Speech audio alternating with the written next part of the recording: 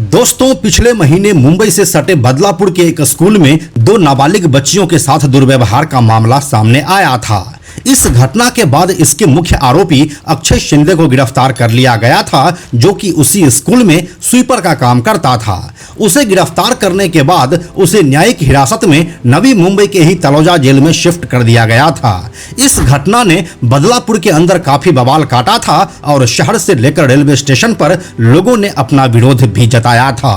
अब इसी मामले की नई खबर यह है कि अक्षय शिंदे का एनकाउंटर हो गया है। जहां इस घटना को पुलिस आत्मरक्षा बता रही है, वहीं अक्षय शिंदे के पेरेंट्स और विपक्षी नेता इसे जुडिशियल किलिंग बता रहा है। अब क्या है इस घटना की पूरी सच्चाई और क्या हुआ था एनकाउंटर से ठीक पहले, आइए आपको बताते हैं सब कुछ आज के इस वीडियो में। हेलो एंड नमस्कार, मेरा नाम है प्रशांत और आप देख रहे हैं बेजोड़जोड़ा.com का यूट्यूब चैनल। दोस्तों, बदलापुर की लोकेशन मुंबई से करीब 60 किलोमीटर की है। हुआ ये कि बदलापुर के एक नामी स्कूल आदर्श विद्या मंदिर में प्री प्राइमरी क्लास में पढ़ने वाली 4 साल की दो बच्चियों के साथ 23 साल के स्कूल क्लीनर अक्षय शिंदे ने यौन उत्पीड़न किया। यह घटना 13 और 14 अगस्त 2024 की है। यह घटना उस वक्त हुई जब दोनों बच्चियां स्कूल के टॉयलेट में थी। ऐसा बताया जा रहा है कि इस घटना के वक्त वहां पर कोई महिला स्टाफ मौजूद नहीं थी, जिसके बाद आरोपी ने न केवल उन दोनों बच्चियों का यौन उत्पीड़न किया, बल्कि उन्हें किसी से न कहने की धमकी भी दी। मगर इनमें से एक बच्ची ने घटना के एक दिन बाद हिम्मत दिखाई। 16 अगस्त को एक बच्ची ने अपने पेरेंट्स को दर्द की शिकायत की और उसके साथ स्कूल में जो भी कुछ हुआ था वह बताई, तो उसके पेरेंट्स भी सहम गए। इसके बाद माता पिता को पता चला कि दूसरी बच्ची के साथ भी यौन शोषण हुआ है।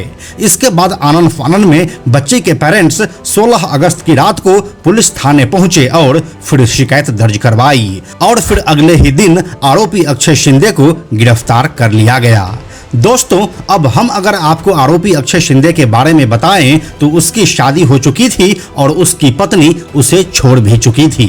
सिर्फ 23 साल की उम्र में अक्षय शिंदे ने अपनी पत्नी के ऊपर भी यौन शोषण किया था, जिसके बाद उसकी पत्नी ने पुलिस में FIR दर्ज करवाई थी। इसके बाद कुछ मीडिया रिपोर्ट्स में यह भी बताया गया कि अक्षय शिंदे का नेचर नॉर्मल नहीं था और उसके दिमाग में इस तरह की बातें अक्सर चलती रहती थी, जिससे वह विचलित हो जाता था और इसी का परिणाम बदलापुर स्कूल केस में देखने को मिला था। अब कहानी सीधे 23 सितंबर 2024 पर लेकर चलते हैं। इस दिन अक्षय शिंदे को महाराष्ट्र पुलिस उसकी पहली पत्नी द्वारा दर्ज करवाए गए FIR की जांच करवाने के लिए लेकर जा रही थी। इस समय अक्षय के साथ 4 पुलिसकर्मी थे।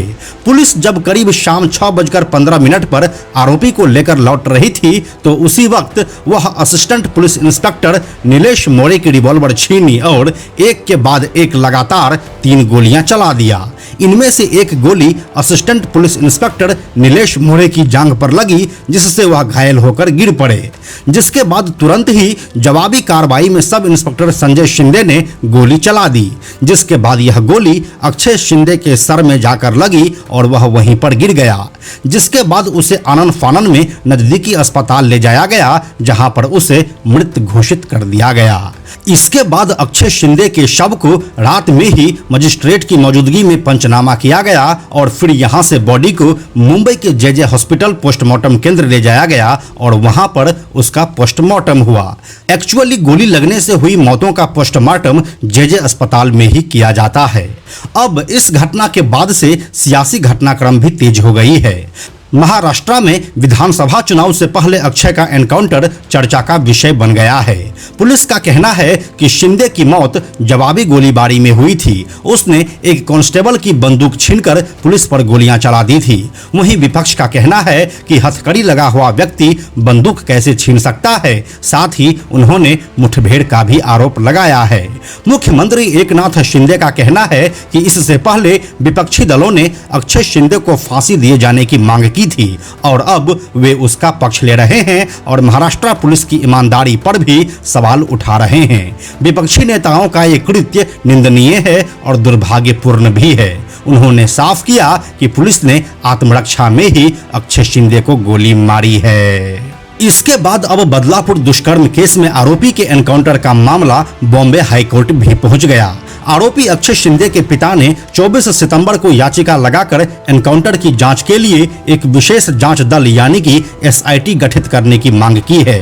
मीडिया रिपोर्ट्स के मुताबिक यह याचिका न्यायमूर्ति रेवती मोहिते डेरे और न्यायमूर्ति पृथ्वीराज चौहान की बेंच के सामने रखा गया है और उधर महाराष्ट्र सरकार ने भी 24 सितंबर को ही एनकाउंटर की जांच सीआईडी को सौंप दी है। दोस्तों, अब हम अगर आपको अक्षय शिंदे का एनकाउंटर करने वाले ऑफिसर संजय शिंदे के बारे में बताएं तो वह एक सुपर कॉप रह चुके हैं। बदलापुर के स्कूल में बच्चियों से दुष्कर्म के आरोपी अक्षय शिंदे पर गोली चलाने वाले इंस्पेक्टर संजय शिंदे थाने क्राइम ब्रांच के एंटी एक्सटॉर्शन सेल के हेड रह चुके हैं।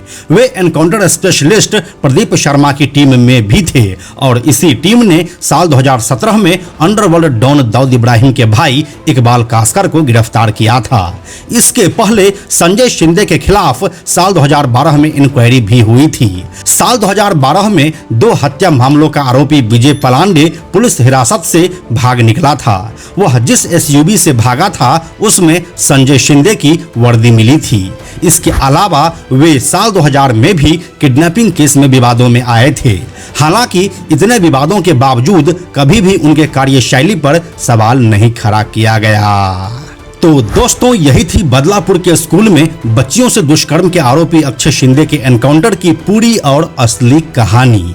यह कहानी आपको कैसी लगी हमें कमेंट बॉक्स में लिखकर जरूर बताइए। हम जल्दी मिलते हैं आपसे एक नए वीडियो के साथ में हम आपको यह भी बताते चलें कि आप में से 97% ऐसे लोग हैं जो हमारे वीडियोस को देखते तो हैं लेकिन हमारे चैनल को सब्सक्राइब नहीं करते हैं।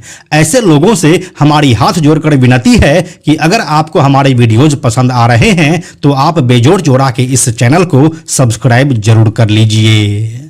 साथ ही बेजोड़ जोड़ा नाम से हमारा एक एक्स अकाउंट है यानी कि ट्विटर अकाउंट है, आप उसे भी फॉलो जरूर कीजिए। यह वीडियो अगर आपको पसंद आया तो इसे लाइक और शेयर जरूर करें। आने वाले वीडियोस के लिए बेजोड़ जोड़ा को सब्सक्राइब करके बेल आइकन को टच करना ना भूलें। Thank you so much.